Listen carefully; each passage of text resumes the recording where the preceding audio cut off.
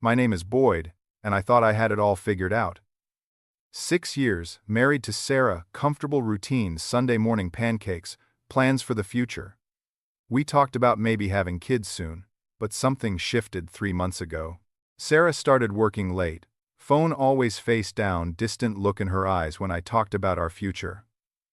I told myself it was just work stress, but deep down a cold feeling grew in my gut. I should have trusted that feeling. Before I tell you what happened next, I need to know, where are you watching from? Drop your city in the comments. If you have ever felt that gut feeling, something was wrong, hit that like button, and subscribe because this story takes a turn nobody saw coming, including me. What I found on her laptop that Tuesday night did not just break my heart.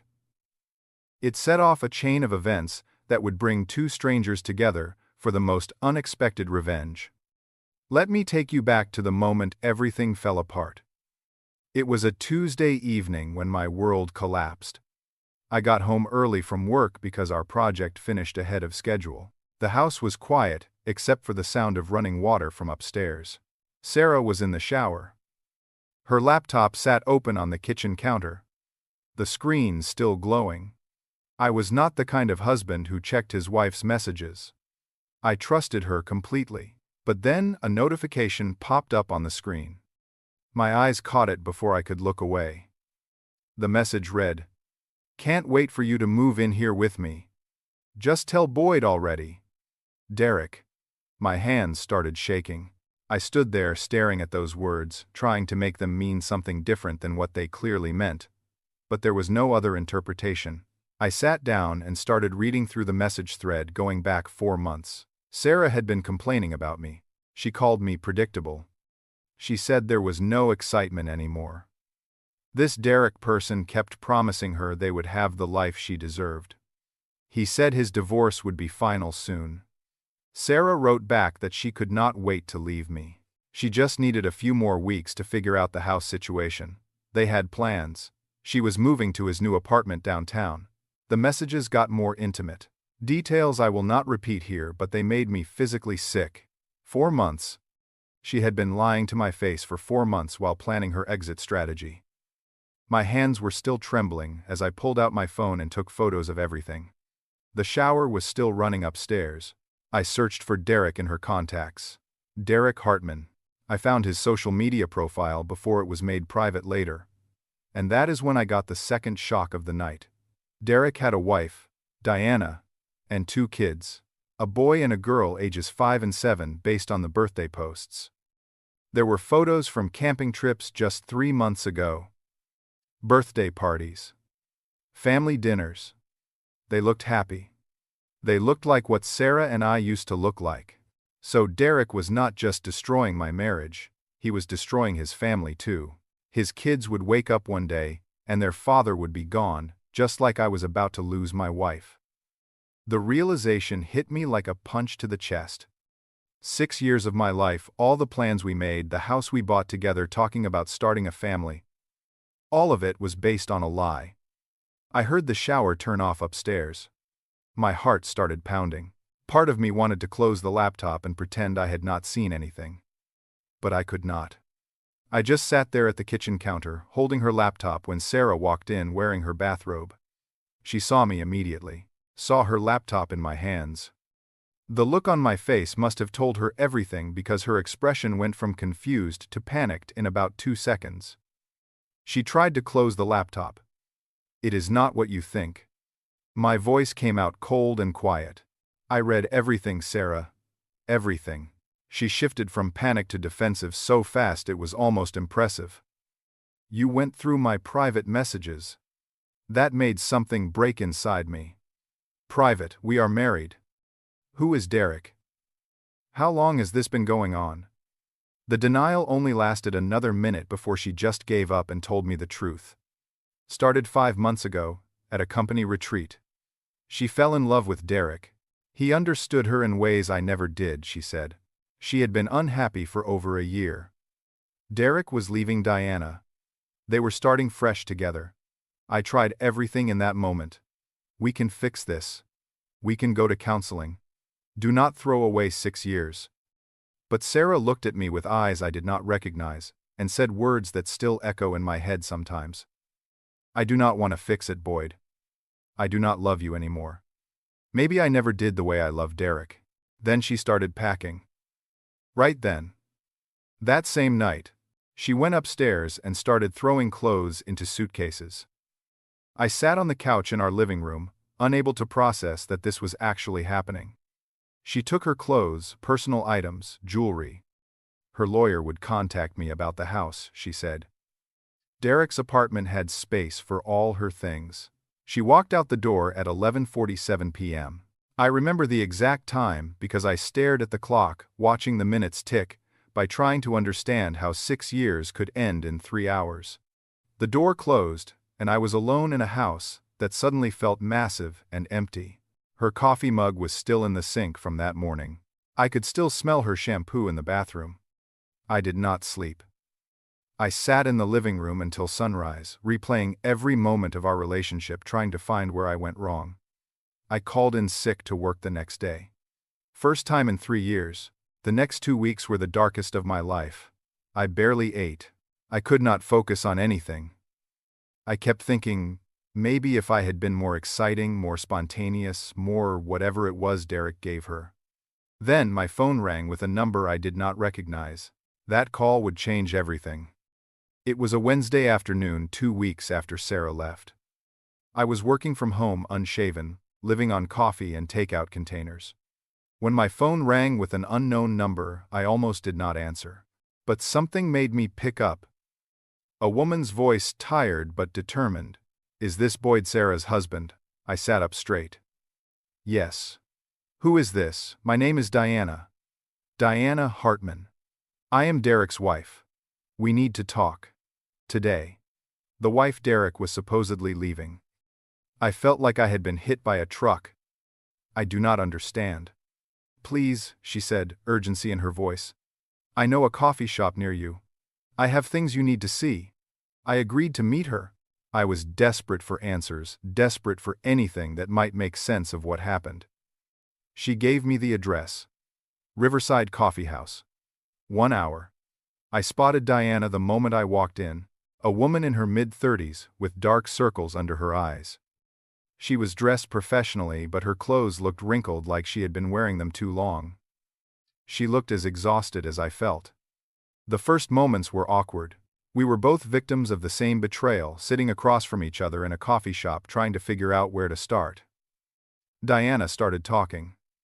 I have known for 2 months. Derek got sloppy with his phone. She told me her story. She discovered texts between Derek and Sarah, confronted Derek. He claimed it was over. He promised to work on their marriage for the kids. Diana wanted to believe him. She had 2 children to think about. But 2 weeks ago, the same week Sarah left me, Derek filed for divorce. He moved into a new downtown apartment, the one Sarah had mentioned in her messages. Then Diana pulled out her phone and started showing me evidence. Photos of Sarah and Derek entering an apartment building together. Screenshots of Derek's bank statements. He had moved $75,000 from their joint account to a new account. A text from Derek to Sarah that made my blood run cold. Move the money. We are set. Diana will not find it in time. Credit card statements, showing expensive dinners, jewelry, purchases, weekend trips to wine country. Derek had told Diana he was at work conferences. He was with Sarah. He is not just leaving me, Boyd, Diana said, her voice shaking. He is trying to rob our children's future. I realized Sarah had helped Derek hide marital assets. She was not just having an affair, she was an accomplice to theft. Diana revealed more. I had vended. Derek's company had a strict policy against workplace relationships. Human resources did not know about the affair, but Derek and Sarah had been careless. They used company email sometimes. Diana had copies of everything. Why are you showing me all this? I asked. Diana's eyes hardened. Because they think they won. They think they get to just walk away from the destruction they caused and start fresh. But they are wrong. She leaned forward. Do you want to make them pay, Boyd? Because I have a plan, but I need you. Diana laid out her strategy. We would both file for divorce with aggressive lawyers. We would hire a private investigator for additional proof of the affair. We would prove Derek illegally moved marital assets and force him to return the money. We would report the fraternization to Human Resources. Both Sarah and Derek could face professional consequences. And then, the confrontation. We would show up together at their apartment with our lawyers and all the evidence. They need to see us together, Diana said. They need to see they did not break us. They need to face what they have done. I hesitated. I do not know if I want revenge. I am just tired. Diana pulled out her phone and showed me a picture of her 2 children. A little girl with pigtails and a boy with a gap-toothed smile. They ask me every day when Daddy is coming home. How do I tell them he chose another woman over them? I looked at those kids and thought about the future I almost had with Sarah. If we had children, they would be the ones suffering now. Okay, I said. What do we do first? Over the next 2 weeks, Diana and I met regularly with our lawyers.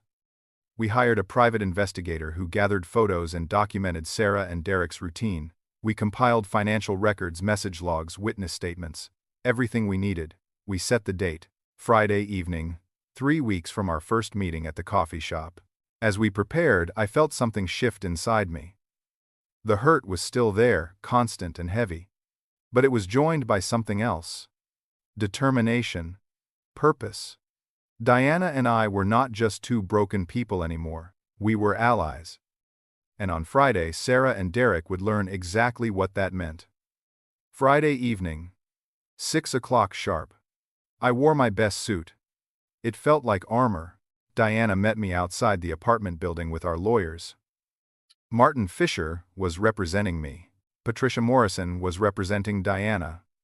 Both were experienced divorce attorneys who specialized in cases involving infidelity and hidden assets. The building was luxury downtown living, 18th floor. As we rode the elevator up, the lawyers briefed us one final time. Let us do the talking, Martin said. Stay calm. This is about facts, not emotions. Our footsteps echoed on the polished hallway floors. Apartment 18C was at the end. Diana knocked. Firm, confident. 3 times. Derek answered the door. He was barefoot, wearing casual clothes, holding a glass of wine. Clearly was not expecting anyone. When he saw Diana and me standing there together, his face went through confusion, then recognition, then pure horror. Diana. What are you doing here, Boyd? Sarah appeared behind him. What is going on? Then she saw me. Her face went completely white. Patricia Morrison spoke first. Mr. Hartman, Miss Sarah. I am Patricia Morrison, representing Diana Hartman. This is Martin Fisher, representing Boyd. We need to come in. Derek tried to close the door. You cannot just show up here. Martin's voice was steel. We can and we have legal right to discuss matters pertaining to both divorce proceedings. You can let us in. Or we can do this in the hallway, where your neighbors can hear every detail. Sarah's voice came out shaky. Derek, just let them in. Inside, the apartment was modern and expensive. Sarah's things were everywhere already. Photos of her and Derek on the walls. Wine glasses on the counter from what looked like a romantic dinner we had interrupted. They had made it a home in weeks, completely erasing their spouses. The lawyers sat up at the dining table, opening their briefcases. Diana and I stood behind them, a unified front. Sarah and Derek were forced to sit across from us. Derek kept looking nervously between Diana and the lawyers. Sarah kept stealing glances at me. Martin Fisher began. We are here to present evidence relevant to both divorce proceedings. He laid out the first document. The printed message thread between Derek and Sarah. Patricia Morrison continued. These messages, Mr. Hartman, show premeditated planning to hide marital assets. Specifically, $75,000 transferred from your joint account with Mrs. Hartman to an account in Miss Sarah's name. Derek's face turned red. I do not know what you are talking about. Bank statements came next. Paper trail. Derek's signature, Sarah's name on the receiving account. It was all there in black and white. Sarah turned to Derek. Derek, you told me that money was from your bonus. Shut up. Derek hissed at her. Do not say anything. Martin laid out more documents. Too late, Mr. Hartman. We have 6 months of financial records. Next came the photos from our private investigator. Sarah and Derek entering the apartment building on multiple dates and times. The weekend trip to wine country that Derek had charged to his credit card while telling Diana it was a work conference. A receipt from a jewelry store. Number phone. The bracelet was on Sarah's wrist right now, bought with Diana's money. Mrs. Hartman is entitled to half of all marital assets, Patricia said calmly, including these gifts purchased with her money. Then came the company emails. Inappropriate messages sent during work hours. Clear evidence of an affair conducted on company time. Violation of company policy. These will be forwarded to your Human Resources Department Monday morning, Martin said, unless Mr. Hartman returns all marital assets and agrees to Mrs. Hartman's custody terms. Derek exploded. You cannot do this. This is blackmail. Patricia's voice remained calm. It is not blackmail to report ethics violations to an employer, Mr. Hartman. It is accountability. Sarah turned to me, tears starting. Boyd, please, you do not have to do this. I spoke for the first time since entering the apartment. Do not. You do not get to. Boyd, please me now. My voice was steady, stronger than I expected. You stood in our kitchen 6 weeks ago and told me you never loved me. You took 6 years of my life and treated them like they meant nothing. You moved in here and put up pictures like I never existed. I am sorry, Sarah said, crying now. I never meant to hurt you. You meant exactly that. You chose to. You chose him over everything we built. Diana spoke, then her voice quiet but lethal. You took my husband. Fine. He is a cheater and a liar. But you helped him steal from my children, Sarah. That is unforgivable. She turned to Derek. Did you tell her about Emma's college fund, the one you emptied? Or about Nathan's medical bills for his asthma treatments? Those went unpaid while you bought her jewelry. Derek tried to defend himself. I was going to put it back. Diana laughed, but there was no humor in it. With what money? You will be paying child support for 13 more years. Martin Fisher presented the final documents. Divorce terms for me. No alimony for Sarah due to adultery clause. Sarah gets nothing from the house, since it was bought before marriage with my down payment. Sarah must return any gifts purchased with my money. Diana's terms were more complex. Full custody of the children, child support payments. Derek pays back the $75,000. Half of all remaining marital assets. Derek's retirement account divided equally. You have 72 hours to sign, Patricia said. Or these go to court, with all evidence made public record. Derek tried to negotiate. We can work something out.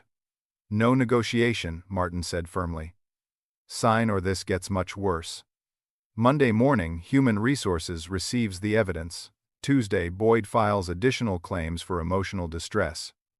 Wednesday, Diana files for full accounting of every penny you have spent in the last year. Then the cracks started showing. Sarah turned on Derek. You told me you had money saved. You told me you were getting a fair divorce. You lied to me, baby. Listen, Derek said desperately, I had to get us started. With his wife's money, Sarah's voice rose. With money for his kids, Derek blamed her. If you had not been so expensive. Excuse me, Sarah stood up. They started arguing. Accusations flying back and forth.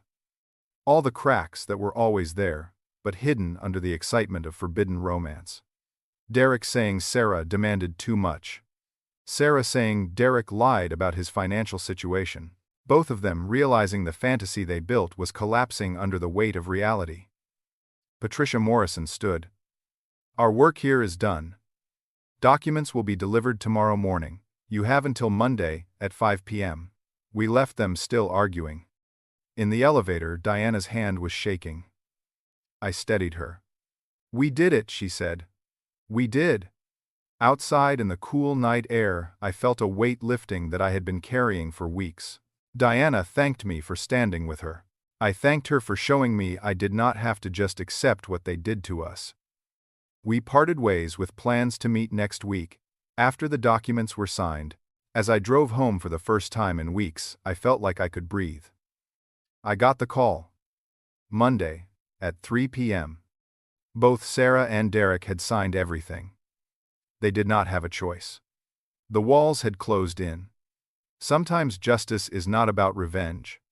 It is about making sure people face the consequences of their choices. 6 months have passed since that Friday night. Looking back now, I can see the full picture of what happened. The legal outcomes were exactly what we fought for. My divorce was finalized in 4 months. It went quickly because Sarah signed everything without contest. I kept the house, all my premarital assets, and I pay no alimony. Sarah got only what she came into the marriage with, which was basically nothing. She also had to return $8,000 worth of jewelry that Derek bought with stolen money. Diana's outcome was even more comprehensive. She got full custody of Emma and Nathan.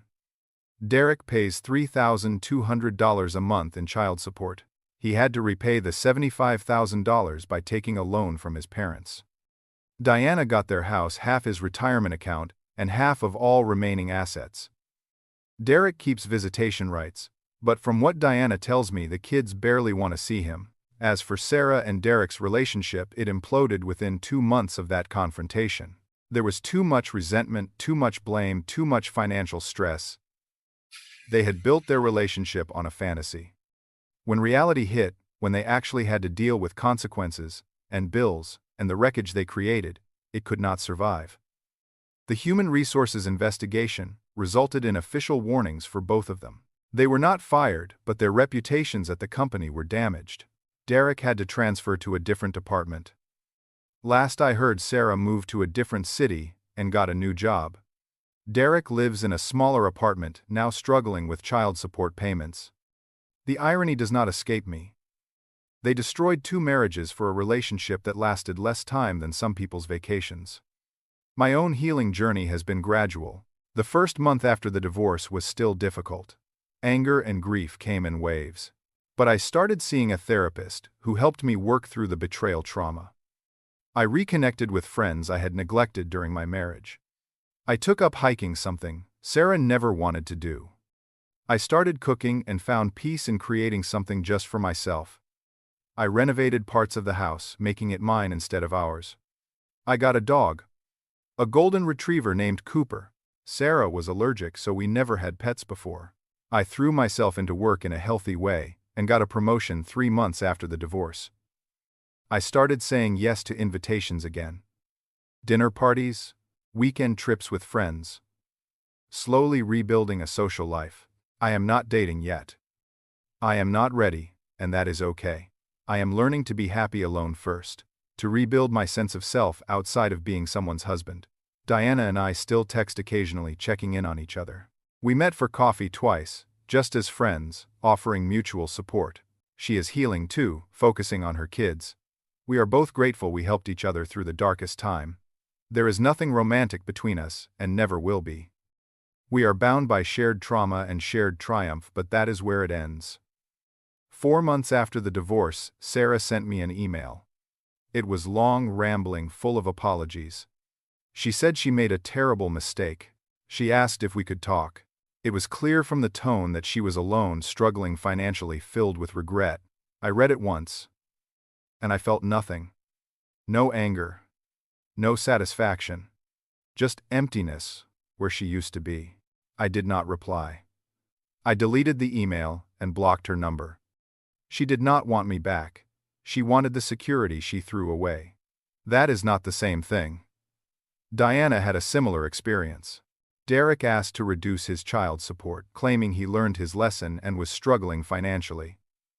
Diana's response was perfect. Pay what you owe. Your children did not destroy this family. You did. I have learned some deep lessons through this experience. First, betrayal does not mean you were not enough. It means they were not capable of appreciating what they had. My worth was never determined by Sarah's choice to leave. Second, sometimes the best response to betrayal is not fighting to keep someone. It is fighting to protect yourself. Taking action with Diana gave me back a sense of control I had lost. Standing up for myself was empowering in ways I did not expect. Third, karma is real. But sometimes karma needs a little help. Sarah and Derek faced consequences because Diana and I held them accountable. It was not revenge. It was accountability. Fourth, you cannot build happiness on someone else's pain. Sarah and Derek tried. It collapsed under the weight of guilt and resentment and reality. My future happiness will not come from Sarah's misery. It will come from my own growth. Finally, I am grateful Sarah left. Not because I did not love her. I did. But because I deserved better than someone who could do what she did. I know now that I will not settle for less than genuine love and respect. I am more careful with trust. But I am not closed off to the possibility of love again someday. Today, I am in a good place. My life is rebuilt on a stronger foundation. The house is no longer haunted by Sarah's ghost. It is filled with my life now. Cooper's toys scattered around. Photos from hiking trips with friends. A kitchen where I experiment with new recipes. A home that is truly mine. I am open to whatever the future brings. And if you are going through betrayal right now, know this. You will survive it. You will be stronger. And one day you will be grateful it happened, because it freed you to find something real. Sometimes the best revenge is not revenge at all. It is moving forward and becoming the person you were meant to be. Sarah gave me pain. Diana gave me justice. But I gave myself something better. Freedom. So here is my question for you. Have you ever had to stand up for yourself when someone tried to walk all over you? How did you find the strength? Drop your answer in the comments, because I would love to hear your stories. And if this story resonated with you, hit that like button. Subscribe so you do not miss future stories. And share this with someone who might need to hear that they deserve better. Thank you for listening to my story. I hope it helps someone out there find their own path to healing. Stay strong and remember, you are worth fighting for.